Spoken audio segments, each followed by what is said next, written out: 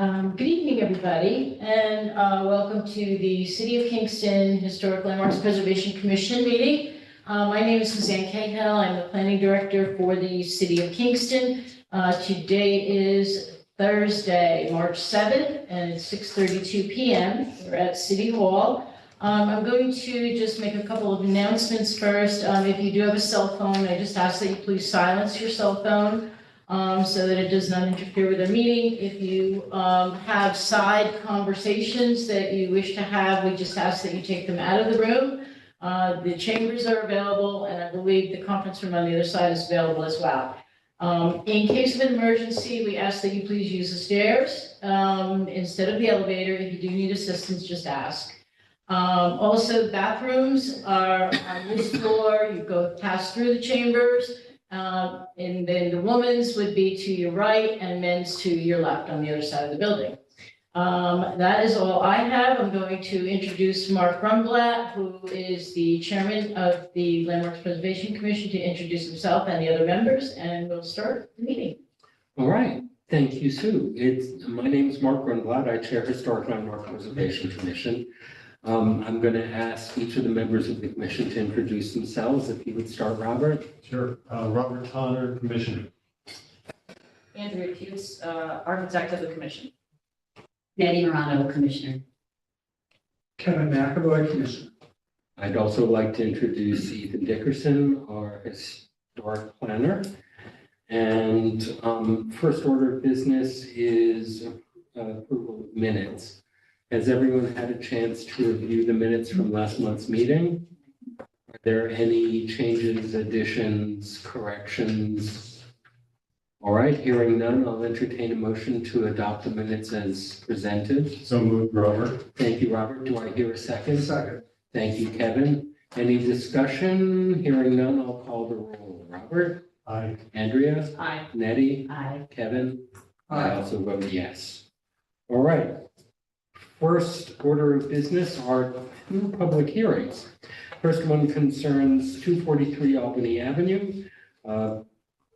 Temple Emmanuel, is anyone here Do to? you just want to read it into the record?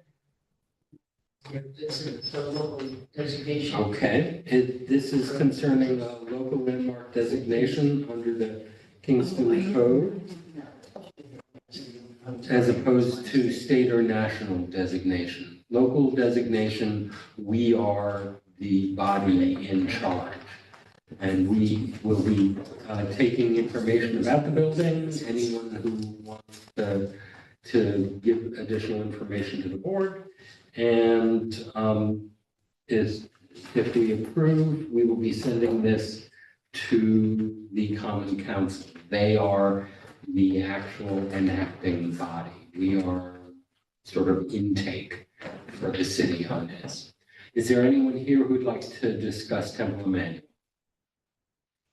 I recognize Joe Cohen, and if he would Just come want to have a get up seat. and you want to say something to the, for the public hearing? I can just address the historic nature of the building, if that's okay. That's fine. I just Sure. need you to come up to the table and just introduce yourself, Sure. please. State I'm your Joe name. Cohen, board member of Temple Emmanuel, and we're hoping that we get the designation so we could be eligible for certain renovation grants.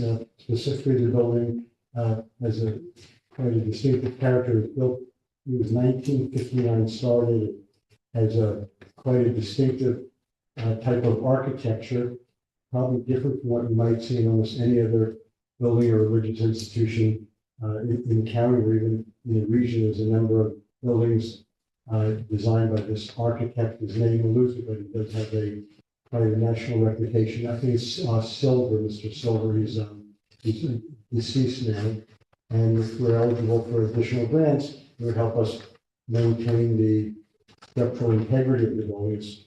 It's different than most other buildings in that it does require some maintenance that is not typically needed by other buildings. It's would be considered rather mid-century modern in many different ways. And whatever grants you might be eligible for would help us maintain this congregation. He's about 170 years old, even though he was moved from downtown to the Albany Avenue area. about 65 or so years ago. We'd like to keep it in very presentable and respectable shape. Thank you. Anyone else who would like to speak to this application? Any questions for Joe? All right, thank you kindly.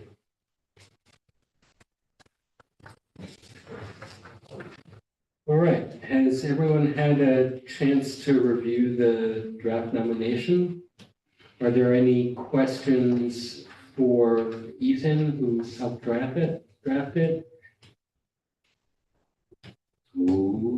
Okay, well, first, I will entertain a motion to declare this a type 2 action under seeker. So moved, Robert. Thank you, Robert. Do I hear a second? Nettie, second. Thank you, Nettie. Any, I'm sorry. You have to recuse yourself from it. I'm not sure I do, since I wasn't the presenter on this one. I mean, I You can. accused last time, you accused this time. All right. That's a good point. And then I will, Kevin? Kevin. all right, then I will go sit over there. I'll pick up with Secra. We had a first and a second. Yeah, okay, so, okay. Aye. Aye. Andrea, aye. Aye. And I'll vote in the affirmative as well. That'll cover Secra. And here we go. Okay. I'm introducing the motion that the commissioners present find as fact that the proposed local landmarking of 243 Albany Avenue, also known as Temple Emmanuel, CEHB, in the Albany Avenue neighborhood by Congregation Emmanuel of the Hudson Valley, is compatible with the historic character of the city's individual landmarks and landmark districts for the following reasons. That the proposed landmark designation was undertaken at the December 2023 at the request of CEHB to ensure its protection and local recognition as historically significant house of worship and for its architectural significance. Temple Emmanuel is significant as the most current house of worship owned and occupied by Congregation Emmanuel, a Jewish congregation with roots in the Rondout village dating back to the 1840s. Since its inception, CEHB has maintained its vital role to the area's Jewish residents in the form of community cohesion, education, and a support network. Temple Emmanuel, 243 Albany Avenue, was built in 1957 by CEHB and designed by a regionally significant architect, Arthur Silver, who designed other religious structures in Long Island and Woodstock. Today, CEHB leads the Interfaith Council, which brings various local denominations together, along with the sponsoring town halls and candidate debates, and holds world-class speakers. And I think that's a quote from Jeff Greenberg, Personal Communication, 2024.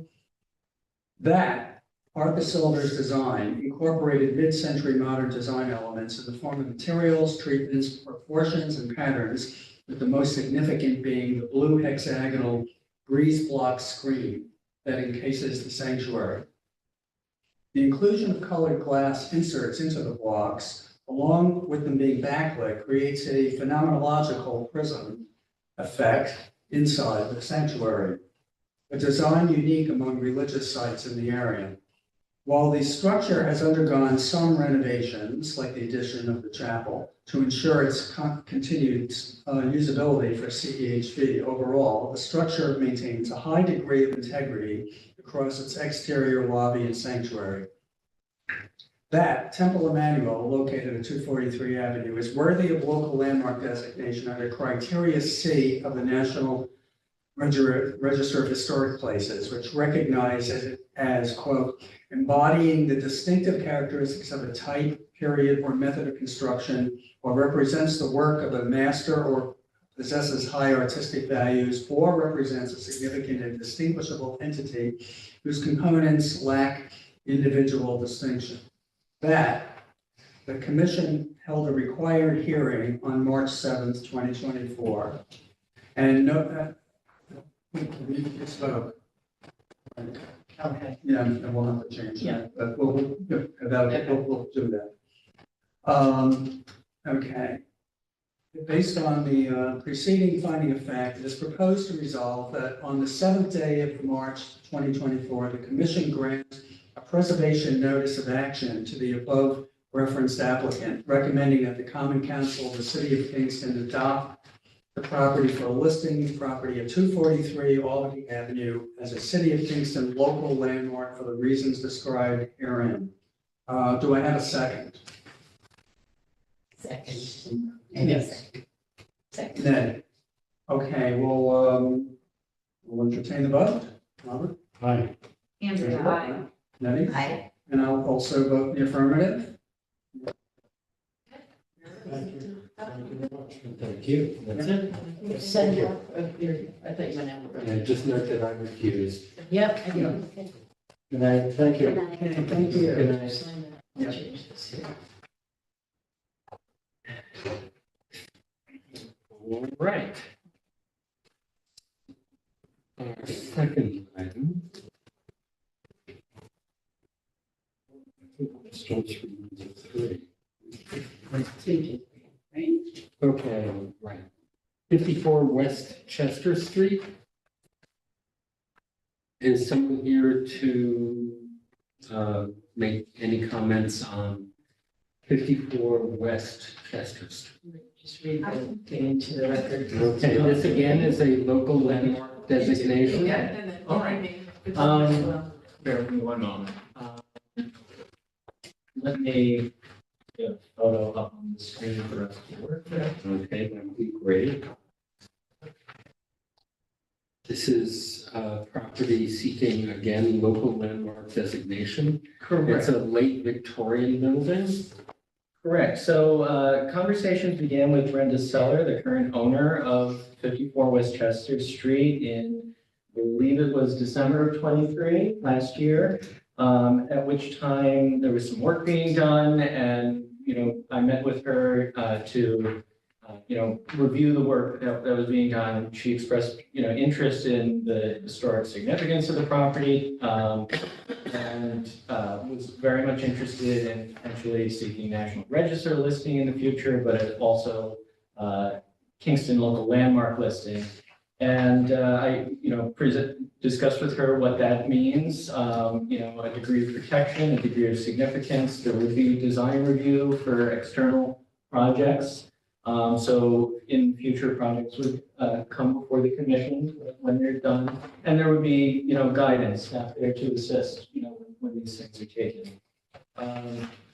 The project included a title search as well as an understanding of some of the individuals who lived there, which included some typists in the early period. But basically, the structure was built in the circa 1895 for George M. and Anna E. Decker, and it went through several owners between 1895 and the mid 20th century, at which time it was purchased by the Rena family, of which Brenda Sellers is a member. And it is a late 19th century sort of modest Victorian dwelling. Initially, it appears to be a single family unit and then was later adapted to a multi-family unit, and now operates as a rental. I think that covers it in a nutshell. There are numerous character-defining features that are still present on the structure, most notably the front porch. There are other features that are visible on the front of the street face of the structure, including an original entryway and multicolored transom, and other bracketed features. The structure had been cladded in a late siding, but that was not viewed as necessarily hindering the structure from landmark. I believe that is it. Do you have anything to add? It's just a very sentimental house to me, and the porch, the pictures really don't describe how the beauty and the detail of the porch. And also the upper bay window, I've never really seen anything like that. No, it's architecturally, I don't know. So I just love the house. And this is in a work phase, so we have more to do. But,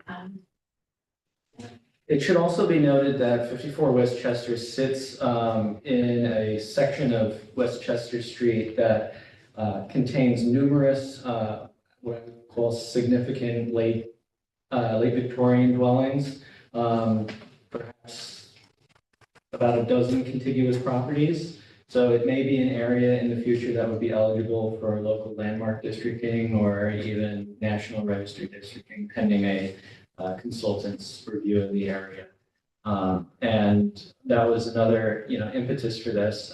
Brenda was very much, in supporting of, getting the conversation rolling with her neighbors as well. yes, some of the houses there are really spectacular. So, light blue painted lady across the street, a few that are really spectacular.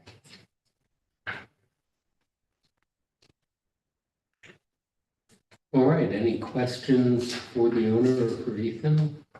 This is one, I'm curious about this. So it's a multifamily, or do you have plans to turn it into one family?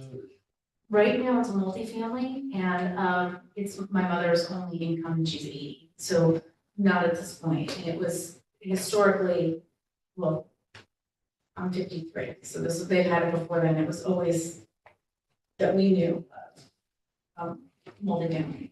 But we do have doors and things that it could be turned back into a single family. So we're trying to preserve everything that we can about the house. It's great. So Very sweet house. I really love it.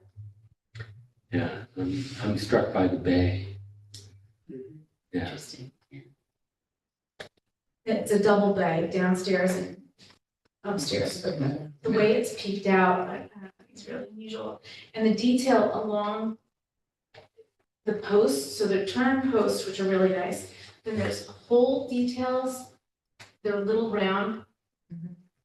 But up above, you can see they're like, I don't know if they're called rosettes or, but there's holes that almost make, I don't know what's the term, it's like a flower or something like that.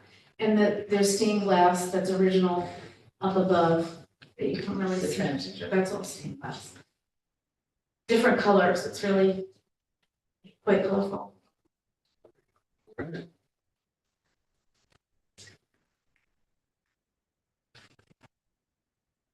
Oh, the P&A? Yeah. Well, I'll entertain a motion that we declare this a type 2 action under seeker. Andrea, so moved. Second. Need a second on this one. Any discussion? Hearing none, I'll call the roll. Robert? Aye. Andrea? Aye. Nettie? Aye. Kevin? Aye. I also agree. And I move that our commission finds that the proposed local landmarking of 54 Westchester Street in the Westchester Street neighborhood by Brenda Seller, owner, is compatible with the historic character of the city's individual landmarks and landmark districts for the following reasons. That this local landmark designation evaluation was undertaken at the December 2023 request of Brenda Seller to ensure the protection and local recognition as an architecturally significant dwelling at 54 Westchester Street that retains a high degree of integrity. 54 Westchester Street was constructed around 1895 by George M. and Anna E. Decker as their personal dwelling. It's unclear when the structure became a multi-unit dwelling, but appears to have been owner-occupied for much of its life. As of 2024, the structure serves as an income-producing rental property. That 54 Westchester Street is a modest late Victorian multi-unit dwelling located on the east side of Westchester Street, midway between Bond and Augusta Street.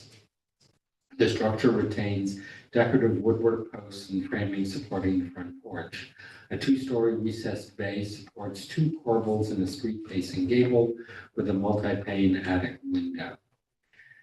Circa 1890s intact multicolored glass transom window remains over the front entrance, evidence of the original clapboard siding beneath the existing asbestos shingle siding can be seen on the structure's southwest corner. 54 Westchester Street is one of a dozen contiguous late 18th century Victorian dwellings and parcels on this street that could constitute a local historic district. One notable example is 53 Westchester Street, the former home of Emily Hoistrap, an artist who painted murals at the Governor Clinton Hotel, excuse me. And additional research into the historical and architectural significance of these contiguous structures is warranted to determine at minimum local historic district eligibility and potentially national historic district eligibility. That while the 54 Westchester Street has undergone some modifications, like the replacement of most wooden sash windows with vinyl windows in the presence of asbestos shingle siding, overall the structure maintains a high degree of integrity across its exterior. It is a good candidate for continued preservation and data-informed restoration to free any remaining features presently obscured by the late addition siding. At 54 Westchester Street is worthy of local landmark designation under criteria C of the National Register of Historic Places, which recognizes it as, quote, embodying the distinctive characteristics of a type, period, method of construction, or represents the work of a master or possesses high artistic values, or represents a significant and distinguishable entity whose components lack individual distinction. The commission held a required public meeting on March 7, 2024, and the owner spoke at said hearing in favor of listing. Commission finds that 54 Westchester Street should be listed as a local landmark and hereby recommends same to Common Council of the City of Kingston for their final consideration and adoption. And based on the preceding findings of fact, I move that on this 7th day of March 2024, our commission grant preservation notice of action to the above referenced applicant, recommending that the Common Council of the City of Kingston adopt the property for listing at, let's correct that, at 54 Westchester Street as the City of Kingston local landmark for the reasons described herein. Do I have a second? Thank you, Kevin. Any further discussion? Hearing none, I'll call the roll. Kevin? Andrea? Aye. Eddie? Kevin? Yeah, you call him Kevin. Since we're like, it's happening. Is it? All right. All right. The real Kevin. And the real robbery. All right. Let me get this correct. I also vote in the affirmative, so no matter who we are, it's unanimous. Okay, we need to put in, correct the address of the back. All right, next up, we have 70 West Union Street. Is anyone here to address that? Yes. Great. Come, if you would have a seat, we need extra chairs. We can pull a few chairs. That would be great. And thank you. Thank you very much.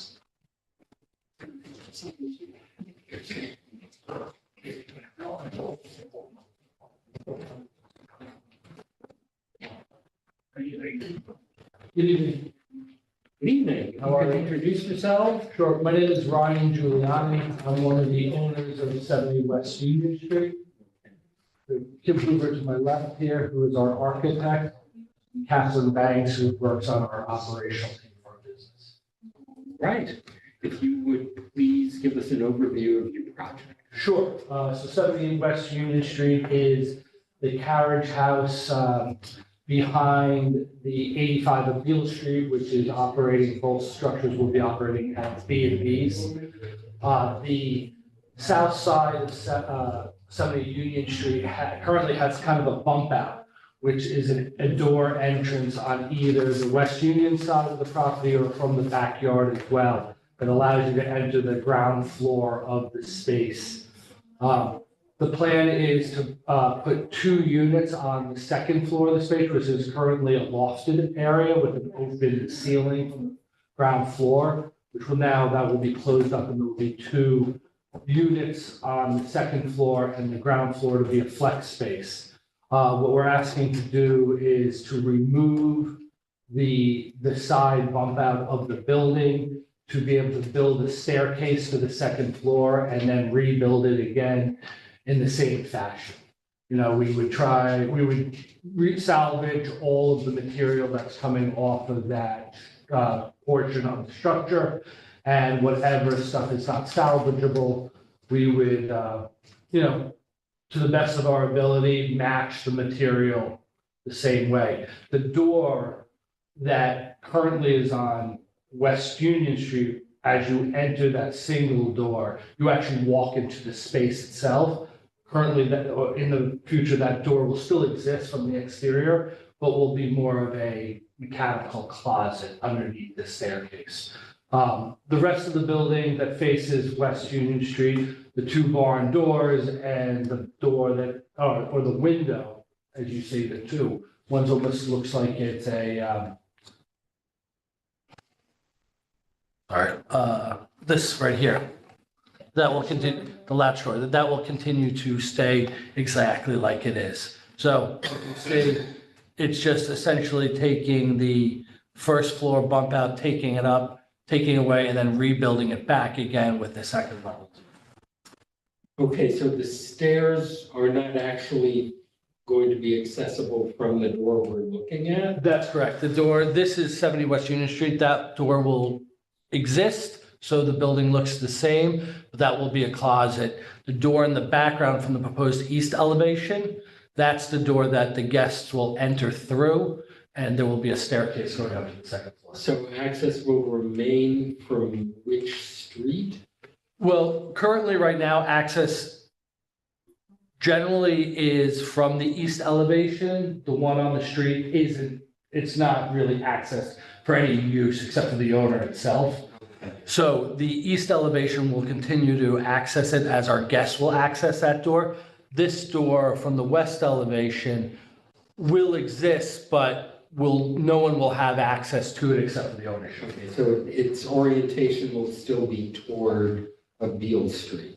It's West Union. This is West Union. I'm trying to place it on the property. So, yeah, so this is West Union Street, the west elevation. Beale Street is through the yard, through 85 of Beale Street.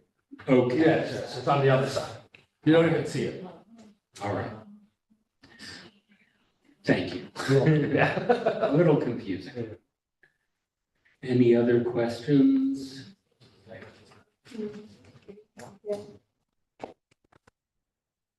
That's right, yes, that's the structure right there. Okay. Yeah, that's a little easier to place. Thank you. Yeah. The One of structure those- was originally part of 85 of Beale. and it At some point got subdivided off. That's right. And so it's a separate parcel of land that fronts on West Union, but they function managed together. Okay. Foresight B&B had been a pre-existing bed and breakfast. The special permit lapsed.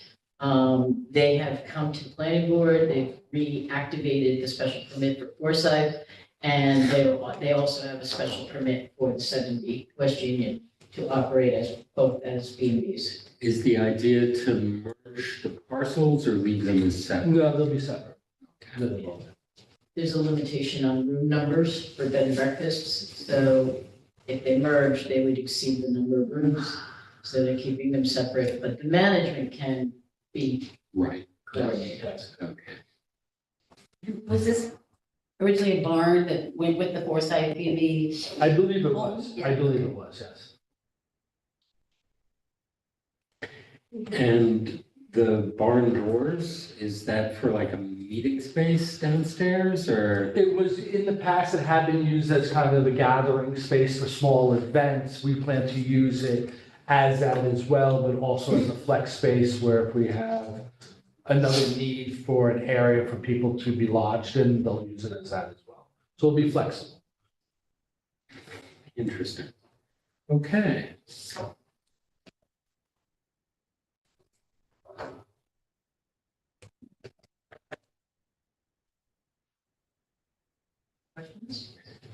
Anyone have any questions for the applicant? For the architect? This looks like it was probably a fun project to work on. Yeah. And you were quite proud about the approach to the roof. Could you maybe talk a little bit about that? Sure, so I mean, there was a conversation of taking the roof off and rebuilding it to give ourselves a little bit more space upstairs. But then after conversations and what we'd really like to do up there, and we love the skylight in the roof, so we've decided to stay and we're not gonna touch it at all. Yeah, it's gonna stay, it's the original form. Do we have a sense of timing on the construction? So we hope that, well, for this conversation. No, I mean original construction. When- Oh. 1850s? 1840? Circa 1890, the building structure. Okay, so, all right, Victorian era. 1880? All right, early. All right, pretty simple, straightforward structure. Any questions, comments from commission members? All right, I will entertain a motion that we declare this a type 2 action under secret. So moved, Robert? Thank you, Robert. Do I hear a second? Nettie, second. Thank you, Nettie. Hearing no further discussion, I'll call the roll. I'll start with Robert. This Robert. I can see this being a theme. Andrea, Nettie, Aye. Kevin, I also vote yes. Thank you. Thank you. All right. Thank you. That was only the environmental. Hang on. There's more.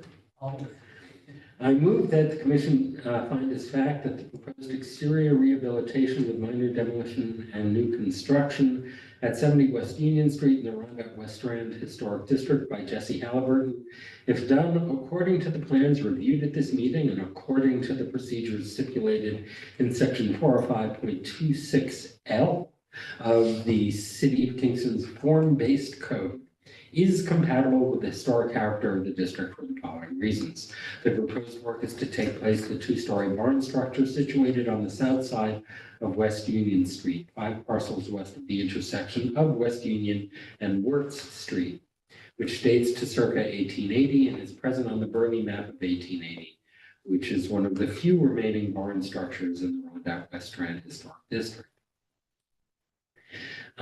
As listed as 70 West Union Building Structure Inventory Form from October of 1976. The applicant intends to use the structure as a bed and breakfast operation associated with 85 of Beale Street.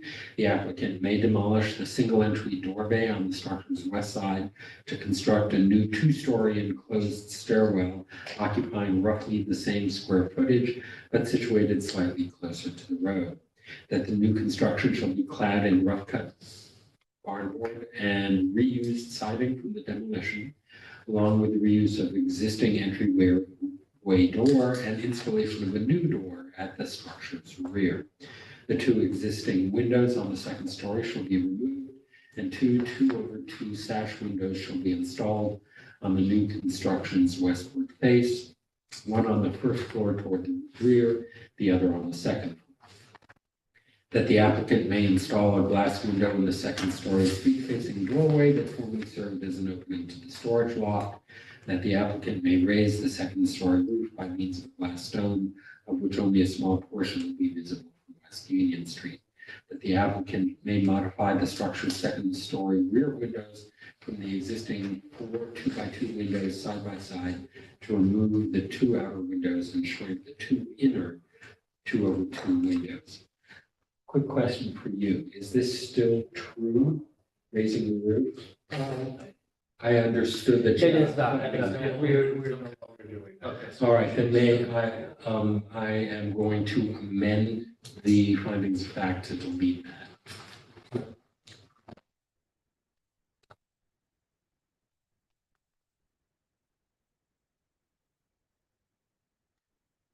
Any changes or additions to the plans or work specifically described and outlined in the submitted application will be subject to further review by our commission prior to the work being carried out.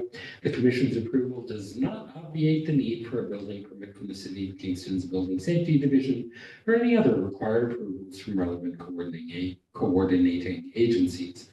Based on the preceding amended findings of fact, I move that on this 7th day of March, 2024, our commission grant a preservation notice of action to the above referenced applicant for the work as described herein and in its application to our commission, such notice to be subject to the conditions contained in the foregoing motions.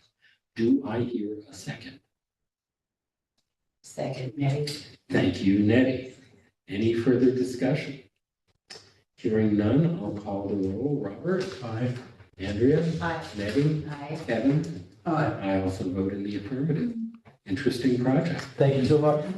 We look forward to hosting you guys. Come visit us. Thank you. That's All right, next up, 1-5 Main Street. Is someone here on that application? Hi there. Hello there. If you would identify yourself for the record and give us an overview of your proposal. Absolutely. My name is Sarka Simonian, and I'm an artist and contractor, and I own 1-5 Main Street. I bought it less than a year ago, and since that time, we have already done some restoration work with the approval of the historic for restoring the outside, with repainting the building, repairing some wood rot. We've also replaced the roof, and we are doing a complete renovation of the second and third floor apartments. Oh, okay. So during this project, we have discovered that the construction of the windows, or actually the windows themselves, are in poor condition and are not, from an economical standpoint, feasibly able to restore them. It's going to be very cost prohibitive. I've restored a number of buildings in the city, including historic ones on the National Register. One of them was on 19 West Chestnut, the John Gill House. During that project, I restored the existing windows there and built custom arched wood storm windows. So I'm pretty experienced when it comes to restoration of the windows. That being said, we brought out a preservationist to take a look at the windows. He was only able to look at them from the inside and not really from the outside, but he did review them and he put together a report which I provided to the board. It did say that they could be restored, which I agree, but overall his recommendation was that he kind of agreed that the cost of it would be significant in his opinion. He thought it would make sense to replace them. He just wanted us to be able to recycle and save the units and give them to somebody that could reuse them. So I'm here looking for permission to do that. I provided the type of window that we would love to be able to use, which is a Pella wood with aluminum clad window that will be black. We have the approval for the colors already when we are going to paint the building. And it's a very energy efficient window and it looks beautiful. And it's been used on other projects locally in the city of Kingston on historic buildings. All right.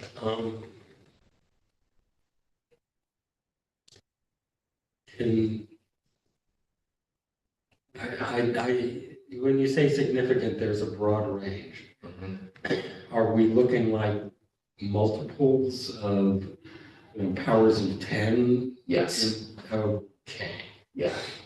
They're rotted significantly, including on which he wasn't able to see, but when we were up there on the outside of the building, the outsides are in really poor shape. Frames are broken, significant rot to them. Most of the original glass has been replaced over the years. A few of the windows, which he noted, but I don't think he completely noted in the back of the building, have been removed and just fixed pieces of glass were stuck in the window opening, so they're not even original windows there anymore.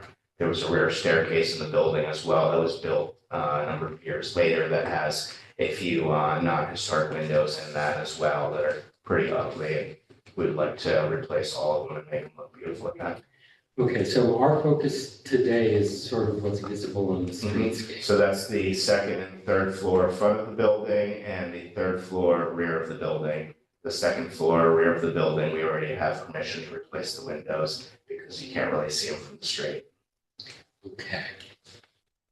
And what was used on those difficult to see windows? What were they replaced with? Oh, in the back, there's piece of glass, there's no frame to it or anything. Then a few of the other ones were like a white vinyl replacement window. And so you're planning on replacing those with? With all of them with the aluminum clad, Okay, same wood colors. windows, same everything in the entire building except for the lower level, which are commercial windows, older wood windows. We're not touching that. We've just restored the woodwork around them. And the cornice work on top, which is, I think, one of the real defining features of the building. We've painted and repaired all of that. Can you get that? It's coming up. This is, yep. So we've already gone through all of that. We plan on replacing the wood trim all around the new windows that we're installing, because that's all rotted and in poor shape. So besides putting the new windows in, we're gonna restore the wood trim that would go around it and make it look exactly the way it is now.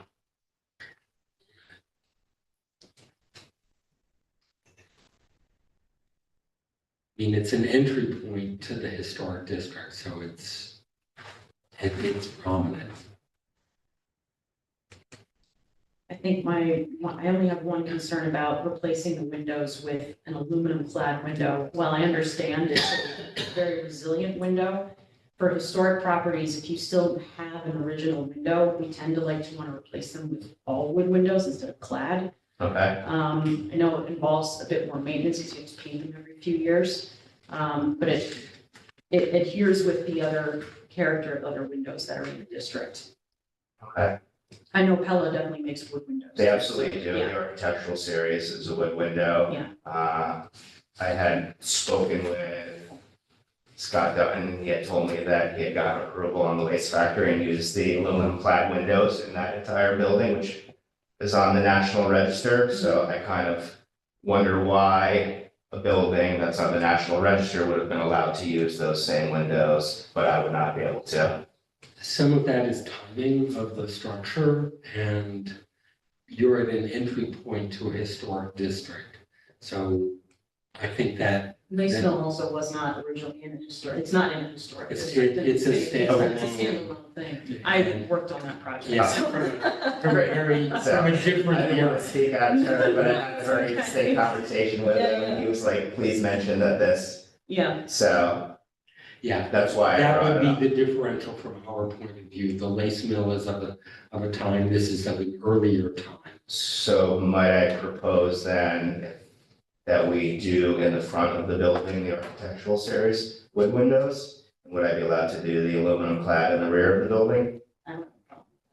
I think that's rational, because what is visually important on this structure for people just As you're entering. pulling forward to the building. It's a beautiful building, and I understand that, it's right on the corner, it's the first thing you see, Yeah, so and it's a striking building. I would be You'd be, absolutely, I'd be okay. willing to do that and, you know, take the additional cost for that. I guess one question I would have is if you had explored the the state and federal commercial tax credit route in terms of restoration, which may have been able to defray the costs of restoration.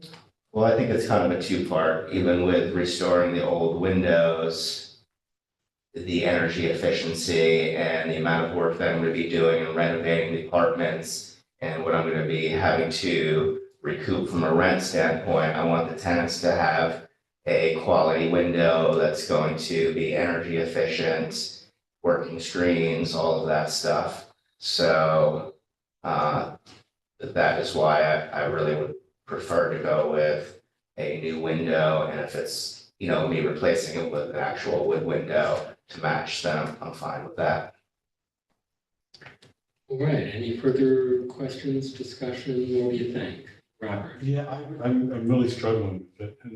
And what you say makes perfect sense to me, that, you know, we gets pounded into us on this commission that original windows are one of the most important parts of the exterior of the building. And cost of repairing them should not be taken into account. I know it has to be if you own the building. The building has been let go for so long, and I'm putting an astronomical amount of money into restoring the building. And I want it to look good, and I want to meet your criteria, but I also need to be able to provide a window that works for the tenants that are to be there. As I said, I've restored historic windows before, so I'm familiar with how to do it. It's not the first time I've done it, a number of times, and the quality and construction of these windows are not anything that is, I think, a significant. I'm wondering if, I mean, I know I read the report, and I'm curious, I know that, you know, Kurt did say in his report that they are restorable, and his one reason for replacing them was cost. And, you know, I know that there are the tax credits out there that are available, and you could take, you know, I mean, that hasn't been taken into consideration, I don't know, but, I really think that, you know, there's a strong value, and Kurt would say, take them out and then give them to a salvage place, you know, if they have a real high value, and to remove them, I think, you know, would be a disservice almost. I think that, you know, restoring them is a more appropriate option. And I'm curious if there's, you know, a way, you know, to look at, are some of them more easily restored than others? I mean, we look at buildings and sometimes the conditions of, you know, one side of the building are extremely poor because they face in a certain direction, and so they get more weather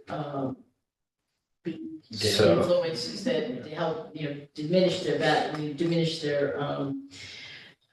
whatever. But I think, I'm wondering if there are some that might be restored so that, you know, we can. Actually, there are these compromise. four, I think it's four on the building that you can't really see from the picture, that are skinny, narrow windows that are actually kind of unique and interesting, and I would be Which- willing to restore them. It's weird, you can't see them, but there's these, they are four narrow ones. They're like on the, you can't see them here, but they're right on the sides.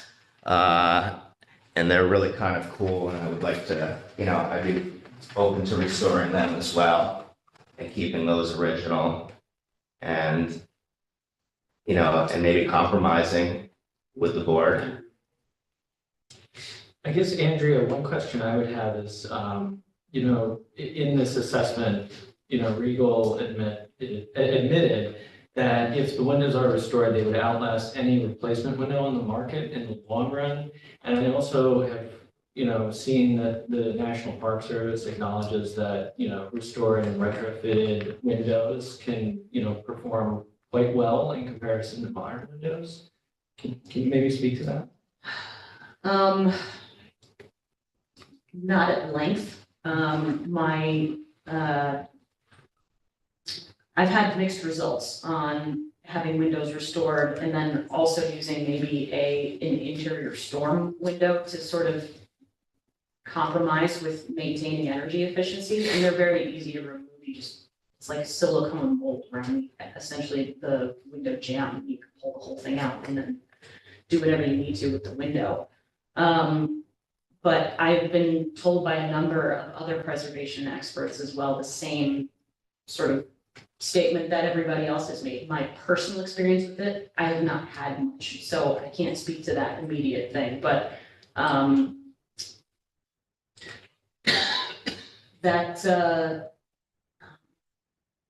this is a really tough nut to crack for every project that comes before us with this.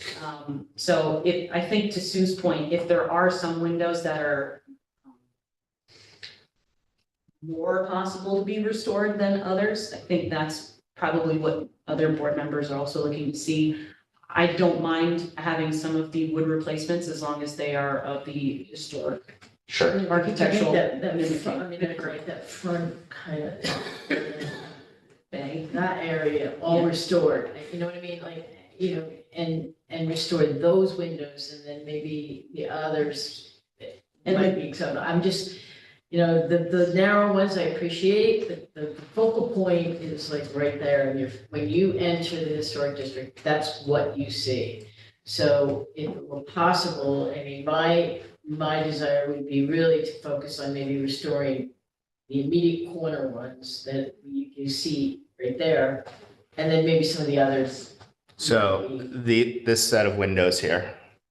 Yeah, that whole, and then the other ones, I mean, maybe, I don't know, that I'm throwing it out there as a compromise because I think that's what everybody sees when they come in. There are new glazing types as well, something called a VIG style window, which is vacuum insulated glazing. I don't know if you've had much experience with that. There are companies that make the retrofits for historic buildings specifically. So it's not just a single pane of glass. You're looking at a very, very thin profile if you cut a section through it.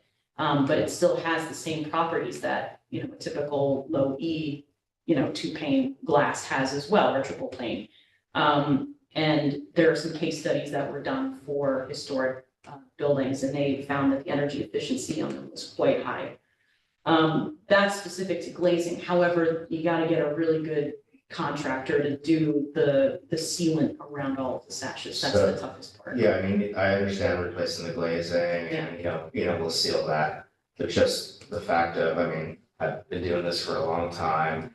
If you do a blower door test, I don't know how any blower door test will perform the same on an old window. Fortunately, you won't have to for this. I You know, have to do but one. we're talking about trying to say that these are Sure. just as energy efficient as a new window. Yeah. There's no possible way it's ever gonna happen. Just the way the windows go up and down, you have that air leak that's gonna go through, there's no seal. Yes, maybe the actual glass could be replaced, and that would be somewhat close, but the up and down of the window and the lack of seal there will never allow it to be comparable to a new window. But again, we're talking about the historics and replacing them, and I want to be able to work with you guys, and I appreciate you trying to work with me. So if we can figure out a compromise that works for everybody. There's also, you know, there's no screens that involve with any of these windows. So there's a lot of other stuff that, you know, will go into effect with having to do that. If we were to restore that front bay section as you came in and then allow me to replace the other ones with the architectural series windows, could we maybe come to an agreement on that? What do people think? That is the most prominent visually as someone is entering the historic district. The replacement windows will be the same size, they're just set differently. Yeah, the openings would be the same, but It would all be wood, it would be completely, you're not even dimensionally, like replacing, it'd be a the new wood construction dimension window. would be the same, so you're not talking like a wire. No. Yeah, that's I think what he was asking. That's what I'm trying to That get would be the same. a sense of. What do people think? Is that a rational protection for generations to come so that it preserves visually a time appropriate window as you come in? I mean, and then the others are less prominent. So are we saying just the bay windows where they're siding are the ones we're gonna have restored, and the others that are in masonry are to be replaced? What I was I think it proposing, also just would the center one, Just- just the center section as you come up, and then the rest of the windows being the architectural ones. The building right next door has vinyl replacement windows in it. Right. And do we know that all of these windows are original to this building? Do we know that? We don't know that, for sure, and, How old is this building? you know, I'm not familiar with the exact age on it. So 1900, 1915, we have I would venture it's occupancy, probably so. Not original? No, they are, the preservationists, window would be historic. But not original. Original, they would probably be falling out. Okay. Was So it they my met guess? on it in the 50s? Unless you had somebody who was maintaining them literally every year since they were Which established. does not look like that. Not. No, they've been unfortunately In the let assessment, go. it does state that all 15 windows are original to the building and are able to be restored to be functional energy efficient. So it appears that Regal felt they were at least quite old to the building.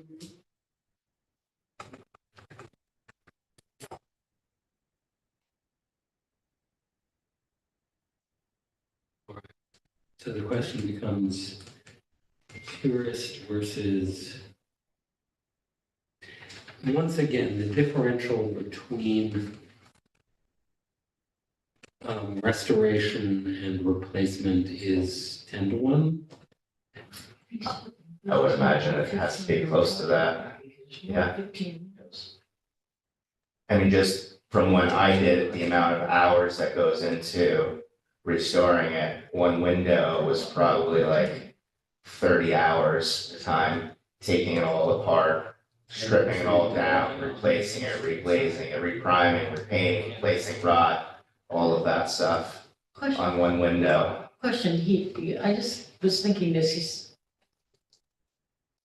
oh, 15 maybe on the first floor, on the third floor. Oh, okay. Because I said there's more than 15 windows there. I'm just trying to make the numbers work in my head. I'm like, Yes. okay. Okay, and So it then, looks like the third floor, okay, so all of them, okay, and The other 11, ones on okay, the all back. right, so. But as I mentioned, there's a couple on the Okay. third floor as well that actually are not original windows. They've been replaced with a newer window. All right.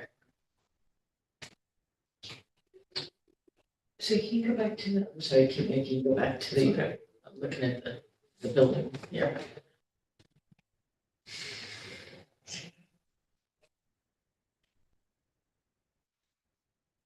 On a separate note, I also plan on redoing the sidewalks with bluestone. It's concrete, so I'm not looking to like, you know, Right, you're To trying cut to corners here. two waits time. I'm trying to like be reasonable and compromise. And, you know, I want the building to look beautiful and historic. On the sidewalk, you wouldn't have a choice, that's a mandate. Well, it's all concrete right now. So I'm talking Yeah, about if you want. removing it, redo replacing it, right. switching Any it to. redo would have. I can leave it the way it is, but I plan on this summer redoing the sidewalks as well. Not that this is related to this application, more just out of curiosity. Mhm. Is the siding that's on the bays currently, is that wood or vinyl? It is wood. Really? Yeah. In the back of the building, there is a exterior staircase that was built that has vinyl siding on it.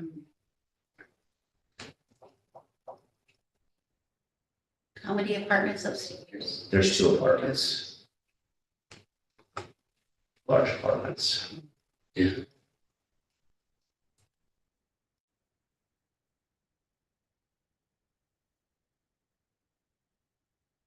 So where are we at on this? Well, we are negotiating is what happened. And yeah, the offer on the table, at least at the moment, is a full reconstruction of the bay, the most prominent The corner bay. bay. Right, just above the corner door. And then replacement with wood Not aluminum clad, correct? on the rest, which is not something we had considered in the original application, but is an interesting possibility that would preserve the most visually prominent feature on entry to the historic district, while simultaneously permitting a compromise, but a compromise that's a sort of an additional step above things that we have seen elsewhere in the city. And so it's an interesting thing to try and weigh in our heads. It is not the perfection of full restoration, which looking at what I can on here seems tough to pull off everywhere on the face of this building. And so by focusing in on the most prominent feature and pulling that piece of history forward as far as we can into this century and protecting the rest of the face of the building with full wood as opposed to clad, which will be closer to history than what is there on several parts of this building now.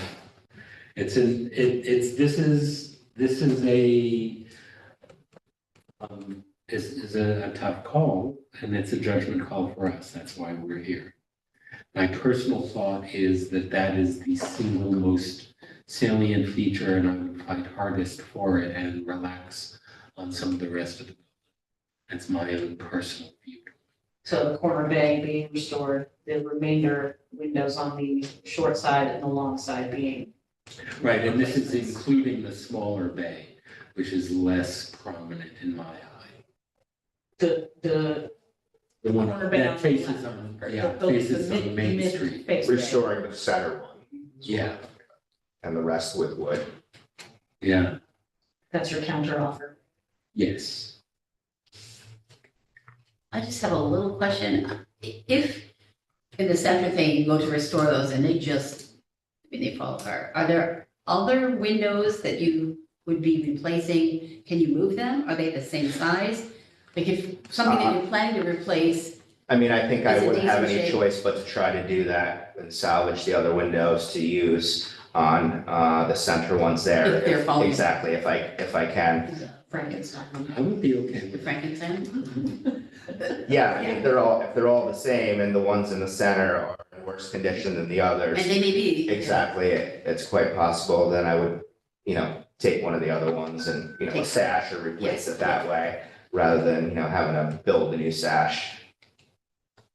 And you'd at least still have an original Exactly, window. yes. Just the Frankenstein. Yeah, I think that would be rational. What are you thinking, Robert? Yeah, I can't do it. I mean, I'm sorry, I can't do it because we've turned down people who have purchased windows. And you haven't gone to that. I wouldn't have done, no, I wouldn't purchase any windows without coming to the board. And, personally, I'm, do it. You're doing a great job and you want to make the building beautiful. I understand that, but, we've done it before and I don't see how we can, Well, that one was a bit of a separate, some of those other applications have been very different circumstances. Partially because documentation had been requested, no documentation was reported. Documentation's been performed here, and now we've been given some, now we're trying to right, give not some to, back. not to, but the documentation said the windows are fixable. If they didn't, if they said that they weren't, Well, or. I agree, any window is fixable, but he also clearly states that, of course, anything is fixable, you could fix anything, but in his opinion, he thinks it's reasonable to replace them. So, and I have the same experience with it, I'm willing to work with you, I'm willing to restore the prominent area, if that's what it takes. It's not what I want to do, but I would do that, if that's what, you would allow. I kind of think that there should be some give and take. I'm not saying anything different than what he said. It is restorable, and there's nobody, you could take any window and an expert will come in and say it can be restored. That's not in question. But he also goes further to say that in his opinion, it's feasible to replace them. So, I don't know, respectfully, No, I get it. No, I mean, You right know. back to you, right back to you. Talk me down off this cliff sometime. Nettie, Kevin? Kevin? How you feeling? No, I'm okay with the compromise. Thank you. All right, then I don't have to talk you back off the It's, cliff. you go with what you want. You go with your conscience. There appears to be a sufficient. Majority. Yeah. Quorum allows. All right. Then I will entertain a motion that we declare this a type 2 action under seizure. Andrea, so moved. Thank you. Do I hear a second? Second, Robert. Thank you, Robert. Any discussion? Hearing none, I'll call. Oh, I did. Andrea. Robert, Aye. Andrea, Aye. and Eddie. Aye. Kevin, All right, and also I vote in the affirmative. Thank you very much. Okay, that was the State Environmental Quality Review Act. It's close, but not all the way there. Well, thank you for that first part. So far, that was unanimous. I expect the second part will not be unanimous, but it will be okay. Okay.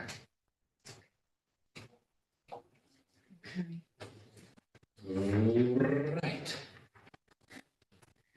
I move that our commission find as fact that the proposed original wood window replacement project at 1-5 Main Street in the Kingston Stockade Historic District by Sarkis Simonian, if done according to the plans reviewed at this meeting and according to the procedures stipulated in section 405.26.L of the City of Kingston's form-based code, is compatible with the historic character of the district for the following reasons.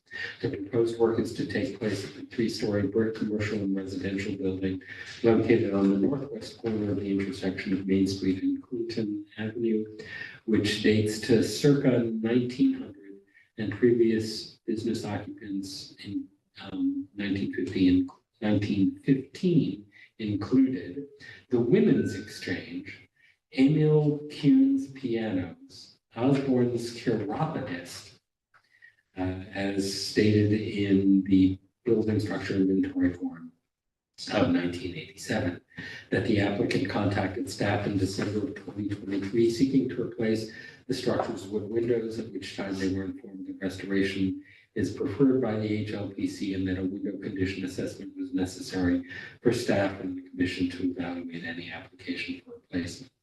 On January 18th, the 2024, the applicant submitted a window condition assessment by Kurt Regal of Regal Restoration, which demonstrated that the street-facing windows are restorable and that restoration of the windows is preferable and would result in a longer lasting window than modern replacement. However, the assessment did acknowledge that due to cost, replacement could be permissible. That the commission recognizes the prominent position of 1-5 Main Street occupies at the intersection of Main Street and Clinton Avenue within the Kingston Stockade Historic District, and that replacement of badly degraded original windows is permissible due to their poor condition as demonstrated in the window condition assessment. That the applicant may replace the existing windows with Pella Architectural Series and this goes in here. All right, regroup. After window condition assessment, it continues as that the applicant will restore the 10 original windows of the corner bay architectural feature on the second and third floors. That the applicant may replace the remaining existing windows with Pella Architectural Series wood double hung windows with raw wood interiors. Is that required? No, I'm sorry. If they're already wood windows. they'll Yeah, I do it think inside that's, and out. that appears to be redundant at Yeah. my eye. It's struck. So wait, Took out the aluminum clad. the corner bay windows are being restored and the mid-span bay is also being restored? No, No, correct. okay. I thought that was what we had talked about. I thought that was what. I'm misunderstanding what's occurring. Okay, I'm understanding that we're we're talking about is Just the, the corner bay. the bay that That's is what I was most under. prominent. That's what we talked about. I could have sworn somebody had said, let's do it on both bays, but I'm There was fine a, with just the corner. okay. All right, any changes or additions to the plans or work specifically described and outlined in the submitted application would be subject to further review by our commission prior to the work being carried out. Our commission's approval does not obviate the need for a building permit from the City of Kingston's Building Safety Division or other required approvals from relevant coordinating agencies. Based on the preceding findings of fact, I move that on this 7th day of March, 2024, our commission grant a preservation notice of action to the above referenced applicant for the work as described herein and in his application to the commission, such notice to be subject to the conditions contained in the foregoing motion. It wasn't part of his application, but it was discussed at the meeting too, that the ground floor storefront windows are being restored. No, I'm not. I'm just painting and repairing existing rock Just- there. Right, but you're Yeah, I'm not not- restored, but right, you're not replacing. No, I'm not any of that. replacing That's everything. not on the table. I just wanted. Okay. I do have one question though. One of the things that I had asked is if I would be still allowed to do the second floor back windows I was able to replace with basically black windows. Would I be allowed to do the rest of the back windows in aluminum clad? Are they visible? where- Partially visible for the third floor from Clinton Avenue. Clinton Avenue was the initial historic district recognized for its significance. If they are visible, preservation, replacement with a consistent window would probably be advisable. Okay. Fair enough? Yep. All right, everyone know what we're discussing? One more. Did it include in there that the windows that are being removed will be given to a preservationist for repurposing? No, it doesn't say that in here. Do we wish to make that a condition? I would be happy to do that. All right, I have no problem adding it. More environment. And would the board have any suggestions on who to donate it to? I believe there's one architectural up by Hudson. I'm trying hard to remember the name. There's several throughout the region. There's a lot, yeah. Yeah, there, You take them, we'd let you choose your favorite. just don't destroy it. Okay, I accept that amendment.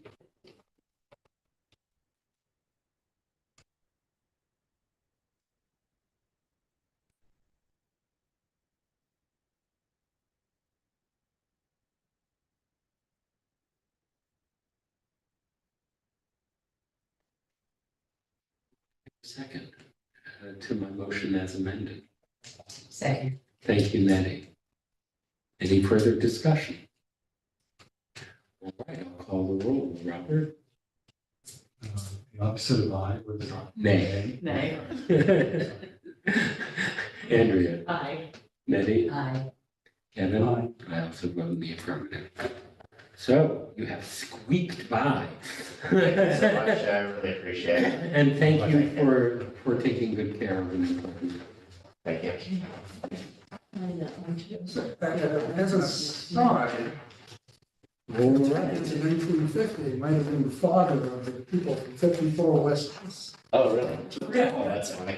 Yeah, that's Nina pops up, and I don't think there's that many. Ninas around. He had an electrical business. It's interesting.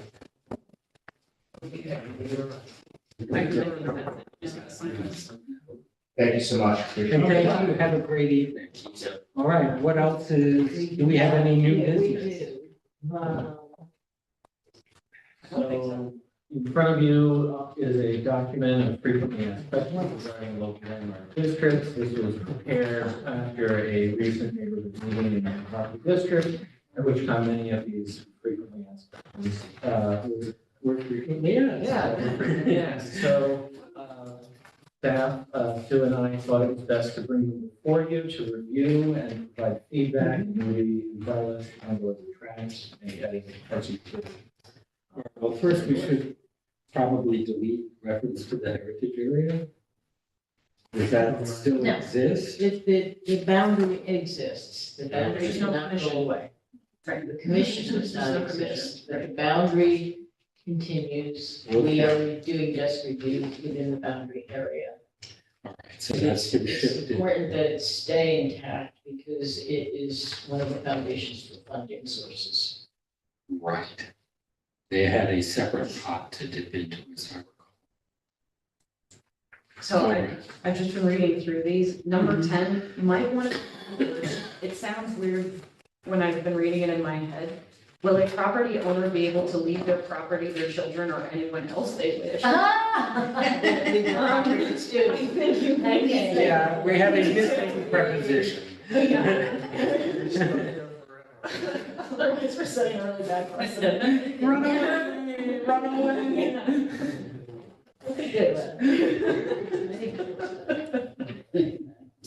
And I don't know if you necessarily want to make it leave and make it transfer broader. I mean, sale is, The transfer, I Transfer. think transfer is better word, yeah.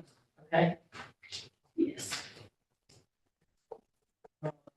Ethan and I got into this like lost in the weeds discussion about homeowners insurance. So Okay, with it being an urban legend. Well, Keep on- keep on down. what we were down to was actual cash value versus replacement cost.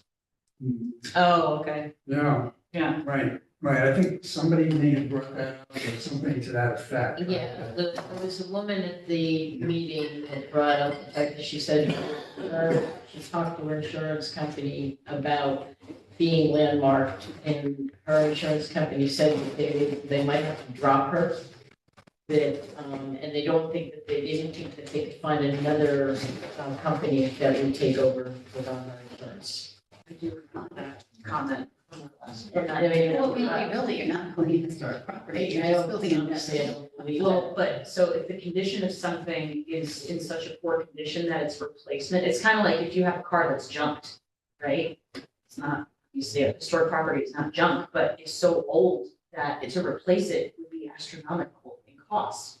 So the insurance company probably would not appreciate that fact, which is, sorry, insurance adjusters Well, out there. wouldn't they that's rather silly. replace it than restore it? I mean, if it's burnt, you know, it'd be much. They'll give you the proverbial ham sandwich. Will they?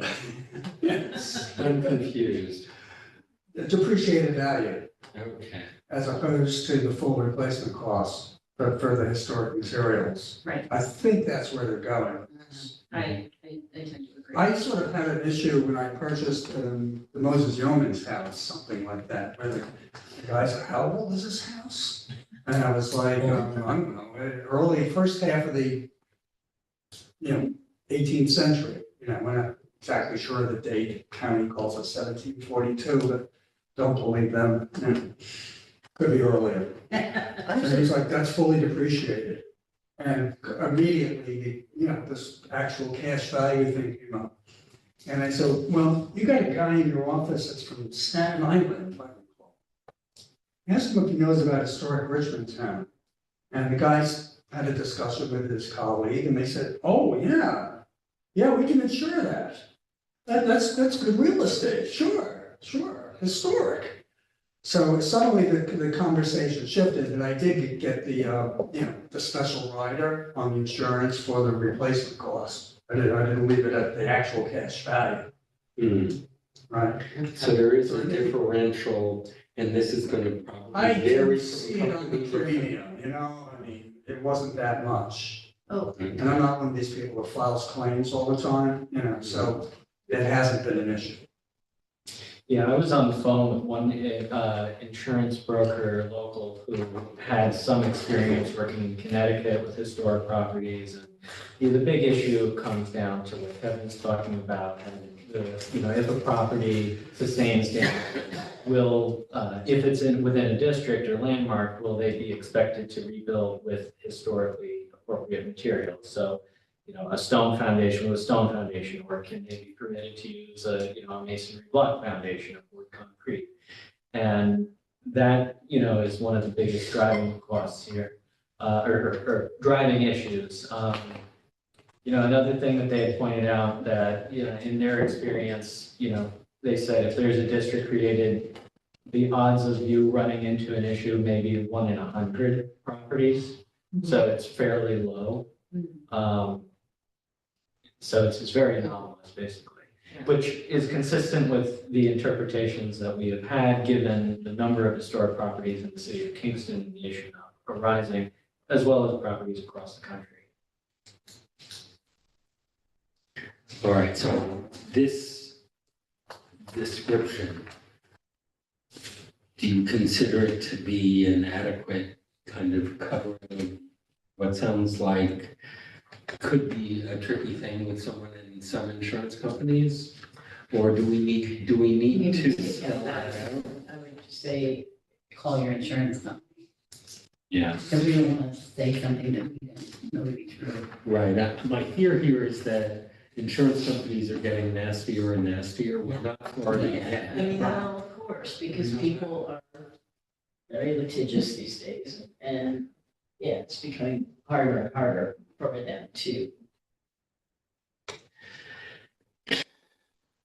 So would we recommend losing question 14?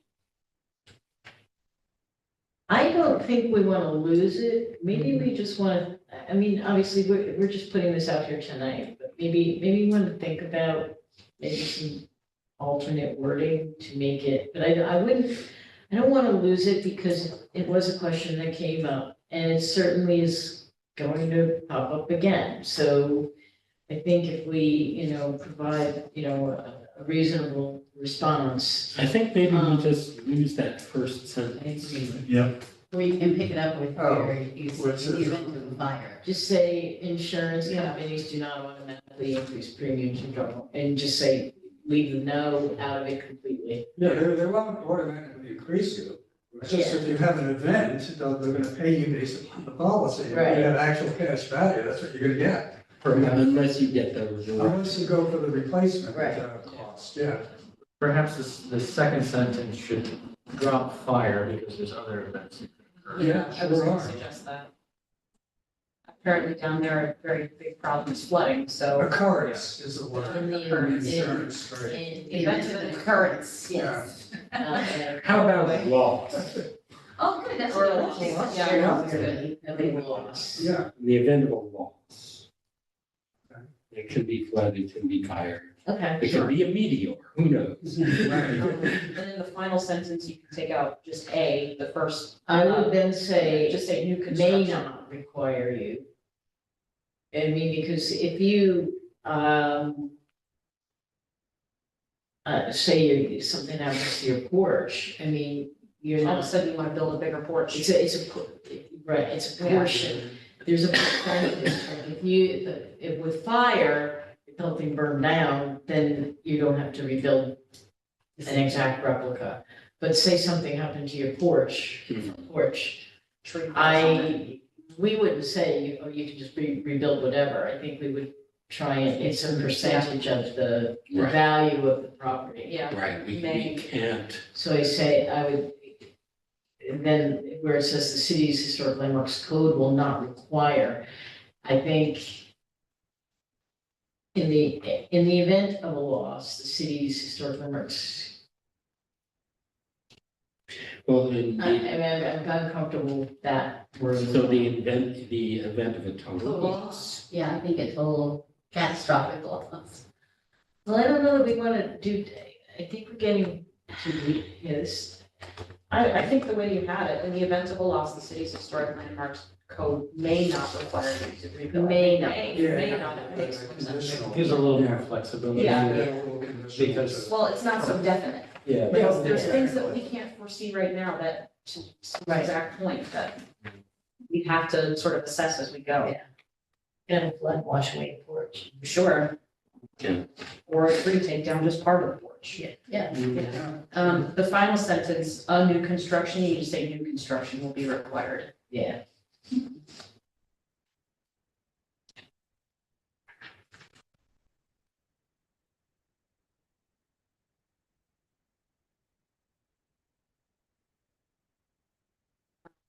Fifteen, the answer for the question, painting is considered a non-permanent project, I would say a non-permanent alteration.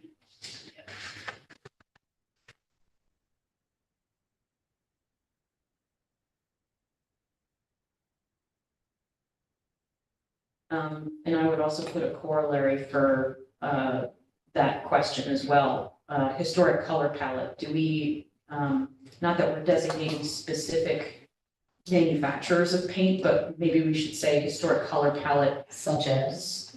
from, Recognize. recognized historic paint, palettes from different manufacturers. You know, just saying like, because otherwise you could say, well, this is a historic paint color, it looks like this one I found on my phone. Yeah.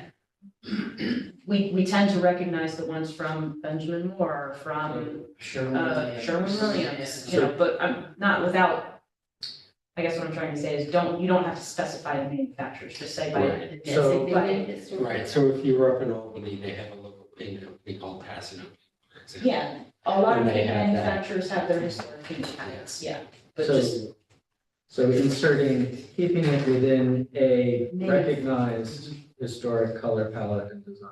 From a, yeah, or manufacturers historic. manufacturer, from a recognized historic manufacturer. Yes, Or just say within a historic color palette from a recognized historic manufacturer. Design. I don't know if you need it in design. Okay.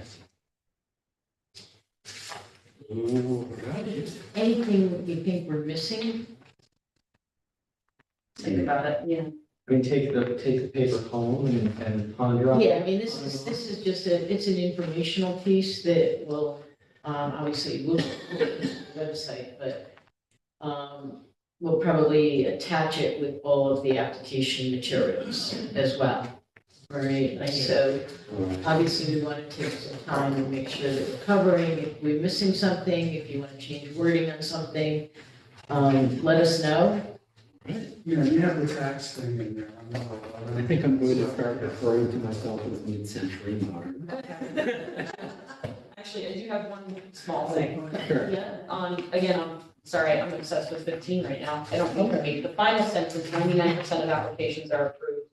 I would take that out. Yeah. Honestly, what I would say is, that was a common question. How often our projects generally are approved? You know, so I don't know that I would say 99, I wouldn't Need quantify to it, say the project the needs to go majority- before the preservation commission. yeah, the majority of projects that are presented for the commission are approved. In the, we don't have to say in the event that you're not approved or something, you'd want to come back, but, hopefully. But maybe we put something in that, you know, recognizes that we're not a bunch of stiff necks, you know, and we want to work with people. I don't know how we would incorporate that per se, but, or maybe we just. And leave maybe up it to- doesn't belong in the paint section because. Right. I mean, Yeah, it's a no. separate, it's a separate question. Yes, Okay, like compromising, you know. yeah, I would Maybe find that even- closer towards the top Okay. of the list, Yep, because I Okay. imagine that's a scary thing for Okay. people to, For your friends, yeah. yeah. Right. You know, if you see this massive list of stuff and, you know, the very last question is, how often are projects approved?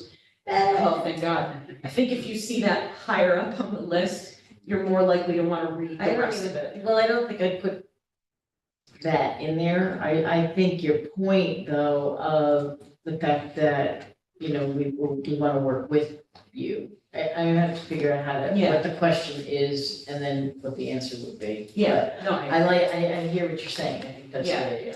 I know, you know, but when I was early on in my career and I had to come before the planning board to, for a special permit, when I owned a home in Kingston, had an apartment that I was trying to get approved. I was terrified trying to go up in front of the board. I had no idea what to expect, right? But it was a bunch of very friendly people. One of them was actually my attorney for closing. And he had to recuse himself naturally, but, you know, it was a bunch of very friendly people. So you're not sitting in this boardroom going, sweating bullets, like it shouldn't feel like that. I don't know, or maybe that's just me personally. I don't like talking in front of people, but. We're much more collaborative than that. Yes, it's much more I had a collaborative. planning stamp that made you feel that. It might have been, I'm sure. sure it was. You're the hell- I had a really positive experience. You know, Wayne was super chill and, you know, everything about it was great. So, It'd be better if it passed its cookies. Yes, exactly. Yeah, take a cookie before you start. And take cookies before you go, because they're gonna, They're gonna go stale bad. overnight. I'm not Oh my giving gosh. that up. So, but anyways, that's my 2 cents. I think it's a good 2 cents. I mean, we have long tried to take every case and bring people into the fold as best we can. Doesn't always work, but most of the time it really does. Right, it does. Yeah, I'm not trying to, be mean about it to people, and we want people to like and love their property, and clearly the majority of them do. They're here to restore it, they wanna. And do well, good by it. I will tell you, earlier on in my time here, you had a lot more people who were angry that they had to come in front of us at all. I'm sure they were. But this is, I've watched that decline Yes, through the years.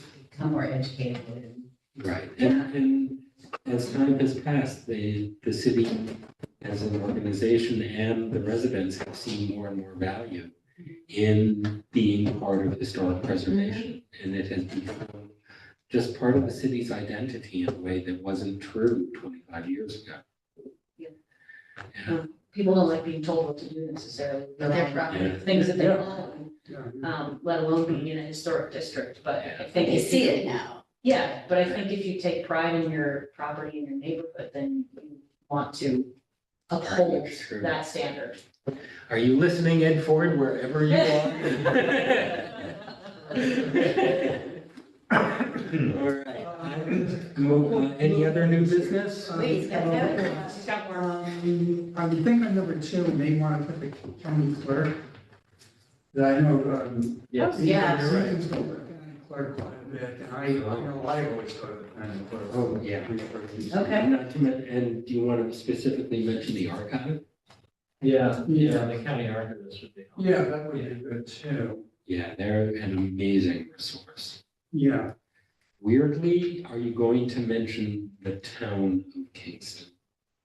They are the keepers of some of the earliest, Friends of Kingston. no, Town. The town? of Kingston. the teeny tiny town out on Sauk Hill Road. Yeah, yeah. They are the what's left from the original town of Kingston. So there are occasions where we have had to go to their records to determine what the original property owner was or what the use was in 1793. Seeing Kevin's mind blown is mind blowing. yeah, no, I've never, that's. You've never used them? No, I've never heard of anybody using them. That's interesting. No, seriously. Yeah, I mean, they have they are the Right, repository. repository, And they are just now starting to digitize. That's what I was gonna ask next. So they digitize? They have been asking the state for money to do The it. town would be the The town clerk. the town clerk. Okay. Okay. Fascinating. The last thing is under local landmarks district, before we have those percentages there again, if we're gonna change it in the text, we may want to change it there too. Yeah, Yeah, keep it non-quantifiable. yeah. Yeah. You can say like the majority, Yeah, whatever, majority, vast majority. yeah, that doesn't bind you. Yeah. All right, so we'll work on that. Thank you. Can't be with a corner with a historic color. Okay. All right. Good. I will entertain a motion to adjourn. So moved. I'm gonna give it to Andrea, second. I need my hair to start. All right, all in favor? Aye. Done. Okay.